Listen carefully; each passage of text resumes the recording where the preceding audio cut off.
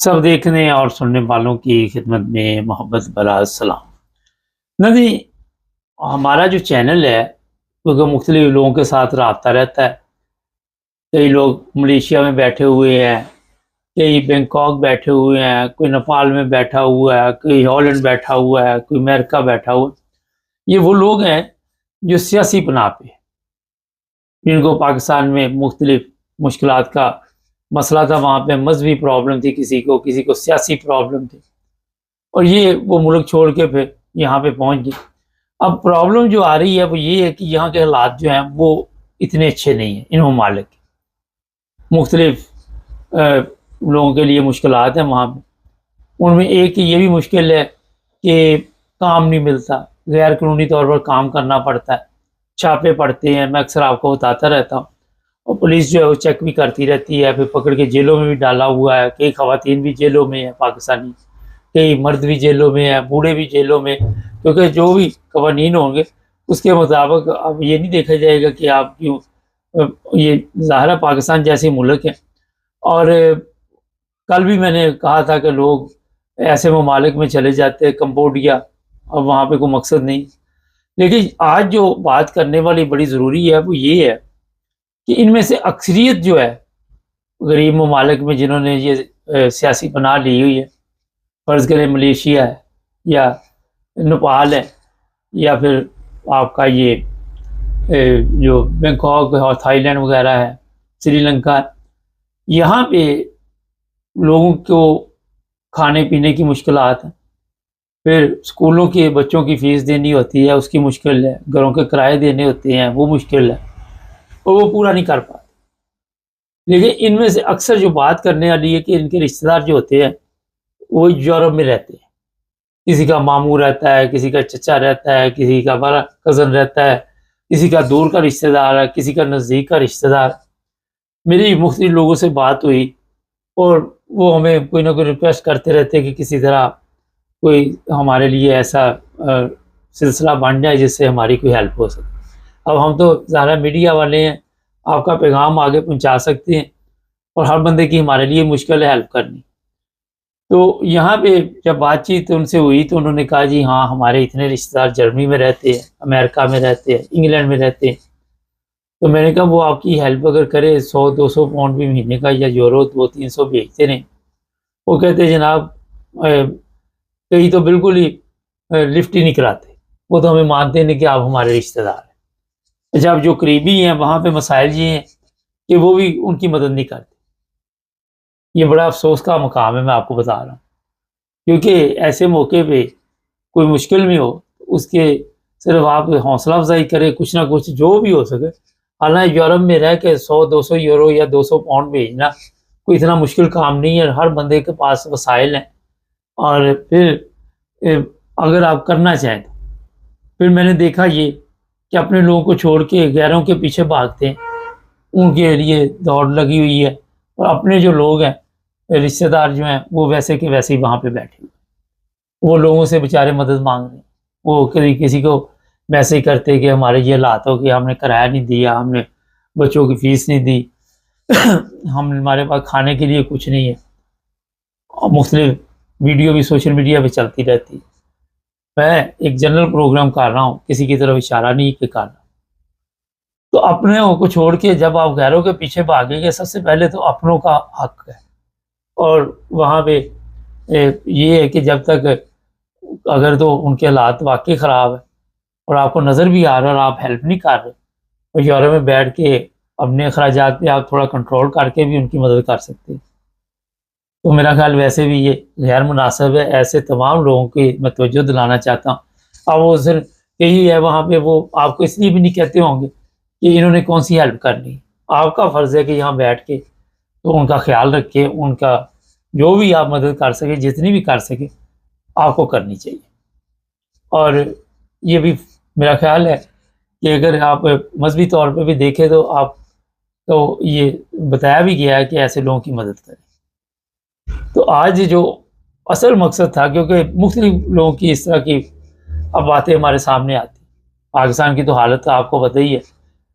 कि जिस तरह के हालात वहाँ पे बने हुए हैं।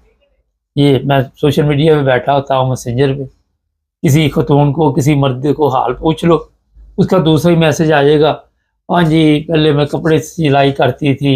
یا پہلے میں یہ کام کرتا تھا، اب میں نے بند کر دیا، مجھے پریشانی بنی ہوئی ہے۔ ہمیں پتا ہے کہ مانگنا اس نے پیسے مانگنا، اب وہاں پہ تو پتہ ہی نہیں چلتا کہ کون صحیح ہے کون غلط ہے، کیونکہ فراڈ سب چل رہا ہے جس کی وجہ سے دوسرے حقداروں کا بھی حق مارا گیا۔ لیکن یہاں پہ تو آپ کو نظر آ رہا ہے کہ ان ممالک کے مسائل کیا ہیں، ہم بھی پروگراموں میں بتاتے رہتے ہیں، یہ لوگ خود بھی بتاتے رہتے ہیں سوشل میڈیا پہ آ کے کہ ہمارے پاس کھانے کے لیے کچھ نہیں ہے۔ تو یہاں پہ یہ جو سستی کی جا رہی ہے، میرا خیال ہے کہ یہ بہت بڑی ایک ہماری، اسے آپ کہہ سکتے ہیں صرف سستی نہیں، یہ گناہ بھی ہے، اور آپ کے پاس وہ وسائل بھی ہیں کہ آپ ان کی مدد کر سکتے ہیں۔ ایک فیملی کے ساتھ میری بات ہوئی، انہوں نے کہا جی ہمارے تو کئی رشتہ دار جرمنی میں بیٹھے ہوئے، کئی ہمارے انگلینڈ میں بیٹھے ہوئے، لیکن جب ہم ان کو کبھی یہ ریکویسٹ کر بھی دیں تو وہ الٹا ہمارے لیے مدد کیا کرنی، ہماری انسلٹ کرنی شروع کر دیتے۔ یہاں پہ آپ دیکھیں، اگر میں نے کئی دفعہ پروگراموں میں کہا کہ اگر ایک فیملی کی بھی آپ کفالت کرنی شروع کر دیں، ہو سکتا ہے 1-2 سال بعد ان کا کوئی سسٹم بن جائے، وہ امریکہ چلے حالات خراب ہے، کینیڈا آسٹریلیا کسی ملک میں بھی UN والے بھیج دیتے ہیں۔ تو میرا خیال ہے آپ یہ بھی کر سکتے ہیں کہ یار ایسا کر لیتے ہیں کہ آپ کو ہم کچھ خرچہ دیتے رہتے ہیں، لکھتے جاتے، یہ بطور قرض ہوگا، جب آپ اگر چلے گئے وہاں پہ امریکہ کینیڈا تو یہ قرضہ ہمیں واپس دے دیجیے، اور اگر آپ نہ گئے تو ہم آپ کو چھوڑ دیں گے، پھر وہ کہاں سے دیں گے؟ دیکھیے اس طرح کوئی نہ کوئی طریقہ نکالنا چاہیے۔ بڑے مجبور ہو کے لوگ ہمیں لکھتے ہیں، اور وہ پھر بیچارے کہتے ہیں کہ ہمارا نام نہ لینا۔ میں ان کے رشتہ داروں کو جانتا بھی ہوں، یہ نہیں کہ میں جانتا، وہ کہتے ہیں یار ہمارا نام نہ لینا، وہ ہماری پھر اور فون کر کے بےزتی کریں گے۔ تو آپ سارے یہ نہ کہیں، ہوتا ہے یہ کسی کے اوپر پروگرام کرے، وہ کہتا ہے یہ میرے پہ ہی آ رہا ہے، پتہ نہیں پروگرام، لیکن جو اصل مقصد بتانے کا اس طرف توجہ دینی چاہیے، اس طرف دھیان دینا چاہیے۔ اب کئی ایسی جگہ ہے، فرض کرے نیپال ہے، سری لنکا ہے، یہ جو میں نے ممالک کے نام لیے، ملیشیا وغیرہ، وہاں پہ میری بات جب ہوئی تو انہوں نے کہا جی بڑی تکلیف کی زندگی ہم گزار رہے ہیں۔ میں کئی دفعہ یہ چیزیں آپ کو بتا چکا ہوں کہ اپنے ملک میں یہ بہترین زندگی گزار رہے ہیں، مگر وہاں پہ ان کو کوئی نہ کوئی مذہبی یا سیاسی پرابلم ہوئی جس کی وجہ سے یہ ممالک چھوڑ کے وہاں پہ چلے گئے۔